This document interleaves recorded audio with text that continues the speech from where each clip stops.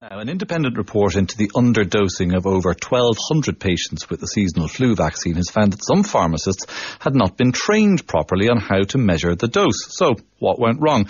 Rory O'Donnell is president of the Irish Pharmacy Union, joins me now. What went wrong, Rory? Basically, good evening. The report basically concluded that the main cause of the error that happened, which is deeply regretted in the first instance, was that it occurred during the training, and that a small number of pharmacists were instructed to expel air to a particular black line in certain of the pre-filled syringes for the seasonal influenza, and accordingly about 1,200 patients were underdosed.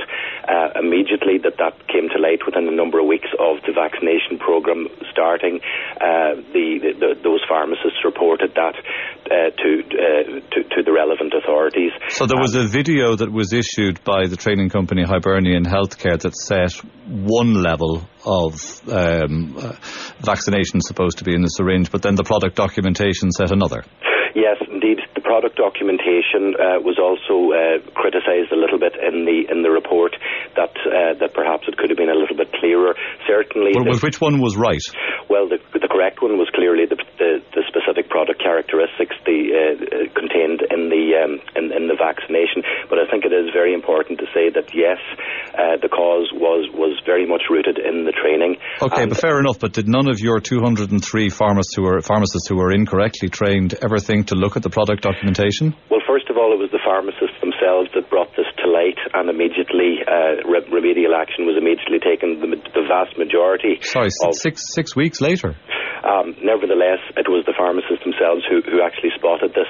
But it wasn't that immediate. It was 6 weeks later. So clearly, for 6 weeks, and after having administered 1,462 doses, 1,200 doses, only at that point did people start checking the product documentation. Well, it is very fair to say that this should never have happened, and that is acknowledged and was acknowledged at the time and continues to be, and the lessons from that have been learned between now and then. And this report actually it's a very good report actually, and it's one that sets a blueprint for future vaccination for all healthcare professionals. But if pharmacists don't sit down and read what the product documentation specifies, does it call into question their future ability to administer vaccinations correctly? Well, again, the report very much focused on the cause and effect of it, and it was very, very clear that the root cause of this error was very much in terms of the training that all pharmacists received.